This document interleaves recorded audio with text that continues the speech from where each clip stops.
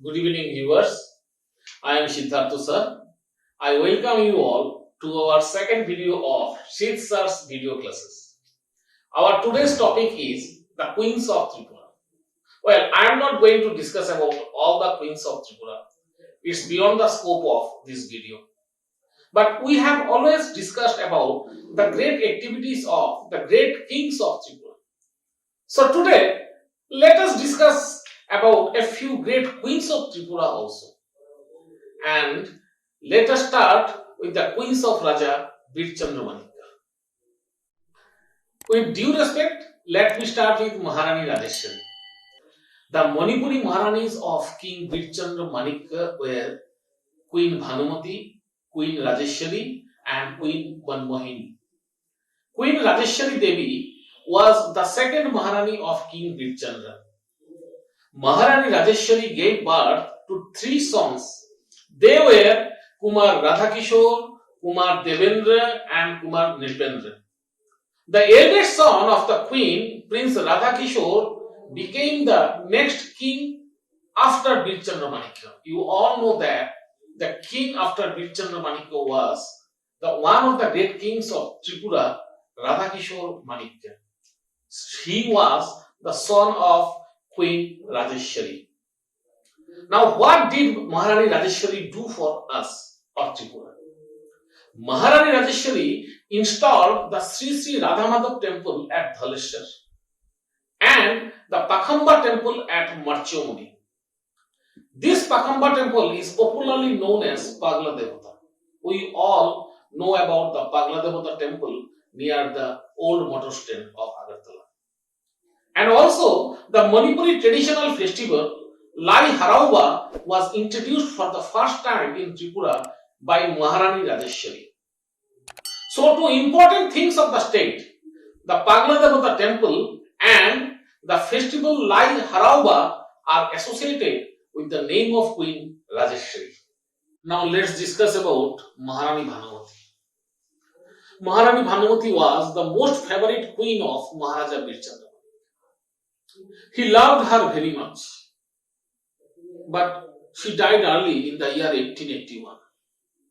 King Birchandra could not bear with the event of her early demise.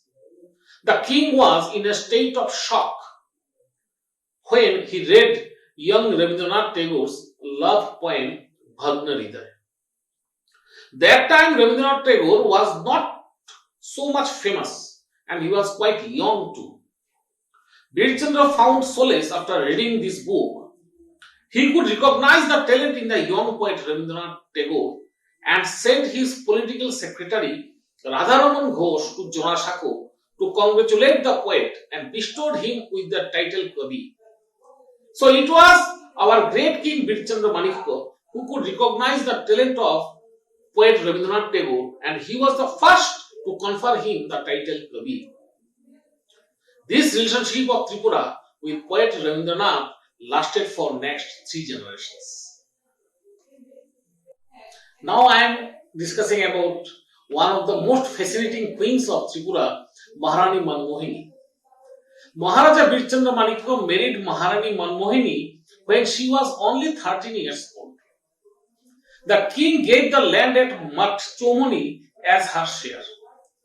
She is credited with the construction of the mutt in Marchomuni.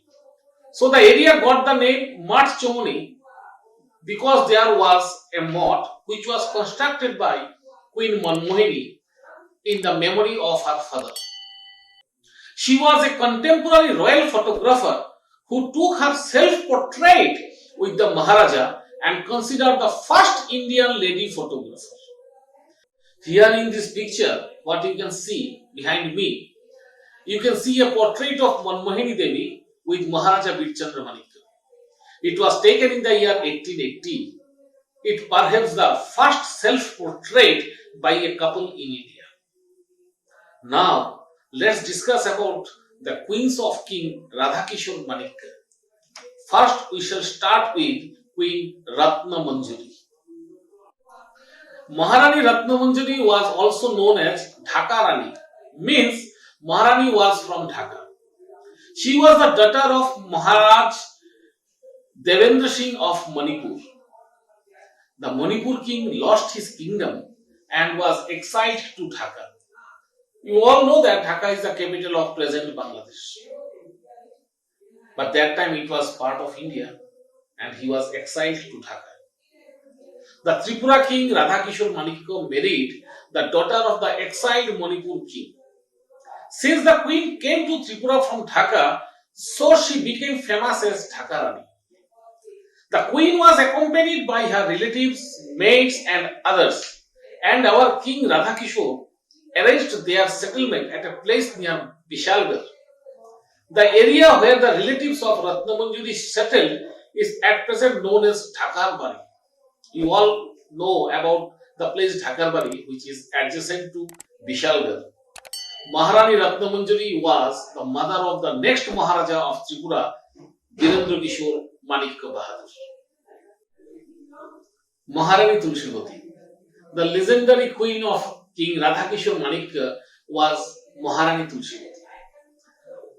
Tulsibati was a girl from a very simple cultivator family, and she was from a particular place. The name of the place is Nalgaria, which is situated a little far from Agartala. Maharani Tulsibati made remarkable contribution in the history of women education in the state of Tripura. With her effort, on the 9th April 1894, she set up the first girls' school in the state, and the name of the school was Agartala Balika Vidyalaya. Of course, today you know this school by the name Maharani Tulsibati Girls Higher Secondary School. Even today she is remembered by the people of Tripura for her various contributions. She influenced Maharaja to establish vocational training schools such as Handloom Training Center. It was given priority. Well, in the year 1905, the Maharani Tulsibati established a separate 10-bedded women ward to treat the women patients of the state in the Victoria Memorial Hospital. So, in the year 1905, on her own effort, she constructed a 10-bedded women ward in the VM Hospital. Today, this hospital is known as Indira Gandhi Memorial Hospital, or popularly known as IGM, at Agartala. Considering the rural people and farmers of nearby areas, she set up a marketplace near her own residence, Nalgaria, and today that place is known as Rani Bazar. Since the market was set up with the effort of the Rani or the Queen, so the place got the reputation of the name Rani Bazar. So the place Rani Bazar is associated with the great Queen of Tripura, Tulsibati. With these humanitarian works, Maharani Tulsibati made a permanent mark in the history of Tripura. The history of Tripura cannot be written without the mention of Maharani Kanchan Prabha Devi. She was the daughter of Maharaja Yadavendra Singh. She was the queen of King Birvikram Kishore Manikya. Birvikram Kishore Manikya became king in the year 1923. But after the untimely death of King Birvikram Kishore Manikya in 1947, she took over the control of the Council of Regency, which was set up on behalf of her minor son, Prince Kirit Bikram Manikya Bahadur. She played a pivotal role in rehabilitating refugees and victims of the violence associated with the partition of India in the state of Tripura. She also inaugurated the MBB College in the year 1947 in the fond memory of her husband, King Maharaja Birvikram Kishore Manikya. She was instrumental in the inclusion of Tripura in the Indian Union and signed the agreement of merger on behalf of her minor son, and the date was 9 September 1949. And after 1 month, on the 15th October 1949, Tripura became a state of the Indian Union. And today, Tripura is a full-fledged state of Indian Union.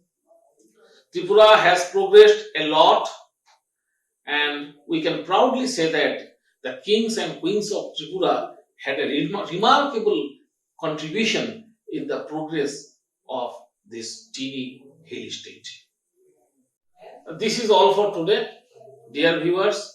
I have tried my level best to tell some of the stories of the great queens of Tripura. I hope you have liked the video. Kindly share it, and I will also request you to subscribe to our channel. We shall meet again with another episode with another new topic. Thank you.